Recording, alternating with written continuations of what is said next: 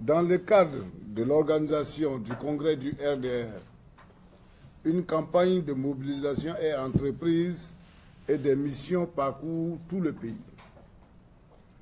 Admettant que tout parti politique est libre de battre une campagne grandeur nature pour organiser un simple congrès, certains propos tenus interpellent l'amicale des forces nouvelles qui décide de s'interdire toute indolence coupable. Certains hurons disent péremptoirement que même notre existence leur est due. L'amicale des forces nouvelles voudrait inviter les auteurs de ces propos à regarder d'un œil dépassionné l'histoire de notre pays afin d'établir le véritable rapport tributaire. L'amicale note aussi, avec regret, qu'en vue de s'attirer la sympathie de certains militants et leur adhésion au Congrès, des cadres du RDR tiennent des propos tendancieux et attentatoires à l'unité nationale. Il ne pouvait en être autrement quand des responsables de haut rang déclarent « faisons tout pour ne pas que le pouvoir échappe aux gens du Nord ».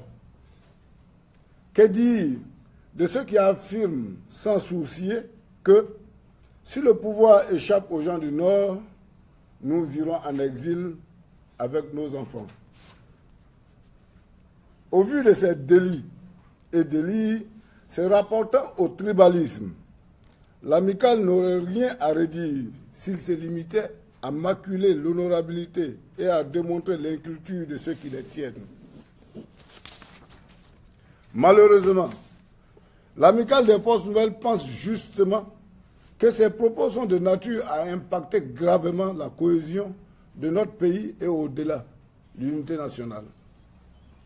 Risquant de croire que nous partageons avec les détenteurs de cette théorie le souci de construction et de sauvegarde de notre nation, nous voudrions attirer leur attention sur ces dérives de notre talent oratoire.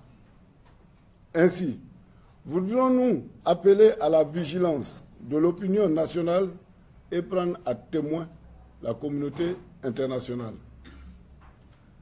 En effet, connaissant notre histoire et dans cette situation de non-réconciliation effective, il nous est inconcevable que des responsables politiques fassent appel à la primauté de la conscience d'appartenir à un groupe tribal déterminé au détriment de celles ayant trait à la nation. Comment oser inviter les Ivoiriens du Nord à ne penser et agir qu'à travers la tribu ou l'ethnie, au nom de quelques mesquines et honteuses exigences matérielles au détriment de l'intérêt national? Cette idéation de la chose politique est à condamner. Le peuple ivoirien de tout horizon n'aura son salut que dans l'unité, car cette nation arc-en-ciel, dans cette nation arc-en-ciel, il est irrationnel et illusoire de penser qu'un groupe donné parviendra à s'émanciper et à s'affirmer au détriment des autres. De tels propos abjects sont de nature à replonger notre pays dans une nouvelle crise identitaire aiguë qui risque de conduire droit dans le mur la Côte d'Ivoire. La construction d'une nation est contraire à la promotion des principes liés au communautarisme et au sectarisme. Les Ivoiriens, sans distinction aucune, sont désireux de s'unir, de vivre ensemble dans une nation forte. D'ailleurs, de ce pouvoir, qu'est-ce que le Nord a gagné? Les conditions d'existence matérielle des populations du Nord sont-elles différentes de celles des autres contrées de notre pays? Mieux, en quoi leur vie a-t-elle changé avec la gestion présente du pouvoir d'État? Nous n'osons pas croire que le RDR, un parti se réclamant républicain, puisse être un rassemblement exclusif des populations du Nord.